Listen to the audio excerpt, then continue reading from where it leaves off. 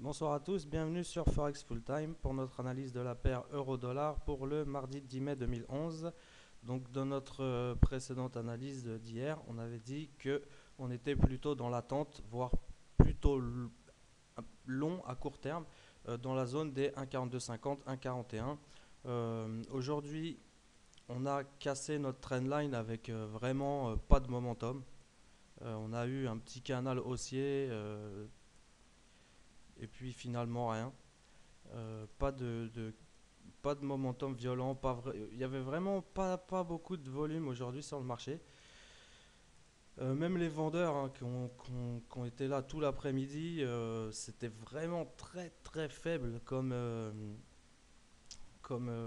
chute. Vraiment très long et très pénible. Euh, donc j'ai pas déplacé ma trendline hein, comme toujours.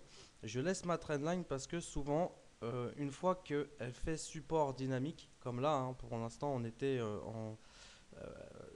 notre petite trendline, elle faisait office de résistance dynamique. On l'a traversée. Maintenant, elle nous donne un potentiel support dynamique. Et donc là, au contact de cette trendline, je suis rentré en scalping sur une unité de temps 1 minute. Bon, j'ai clôturé déjà 90% de ma position. Euh, Pourquoi? Parce que si tout simplement notre scénario d'hier se valide, et là d'ailleurs on a un beau petit momentum hein, pour le moment, si notre scénario dressé hier se valide à 1,4250 et pas à 1,41, j'aurais déjà une petite position en cours que je pourrais éventuellement renforcer s'il y a moyen. Euh, mais j'en suis pas encore convaincu, donc je prends mes profits en intraday et on verra la suite du price action pour éventuellement rentrer vraiment long sur ce marché. Donc maintenant qu'on a cassé le dernier plus bas situé ici, on peut dresser une nouvelle trendline qui rejoint les plus hauts donc à ce niveau et les plus hauts de ce niveau. Et donc là, on va avoir très certainement deux options. Je pense qu'on va aller chercher assez rapidement un 43,65, un 43,70. Et à ce moment-là, soit on va casser violemment, soit on aura un retour assez rapide vers les plus bas d'aujourd'hui.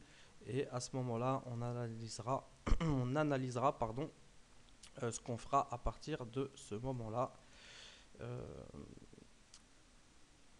Et donc, à mon avis, pour demain, on a deux zones importantes à surveiller. Ça va être un 43,70 qui risque de faire office de support ou de résistance, suivant si on le traverse ou pas. Hein. Les plus bas d'aujourd'hui, aujourd'hui, on n'a pas eu on a eu une journée quand même de 180 pips d'amplitude, c'est pas rien, mais on a travaillé le plus gros de la journée à l'intérieur de celle de vendredi.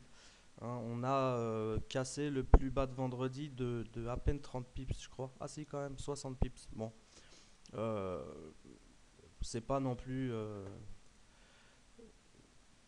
voilà, c'est pas non plus fulgurant, d'autant plus qu'on avait un petit gap à combler.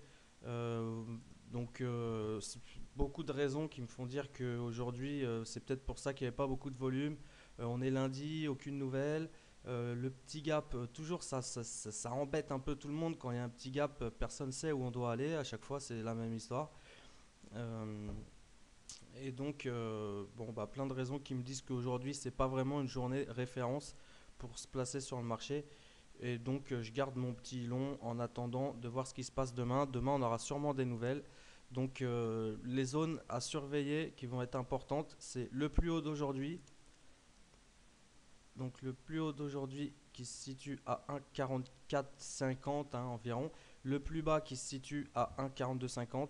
Et une zone intermédiaire qui va être, je pense, assez déterminante, ça va être la zone des 1,4360, 1,4370.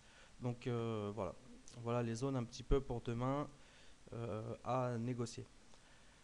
Donc je vous souhaite une bonne soirée à tous et à bientôt sur Forex Full Time.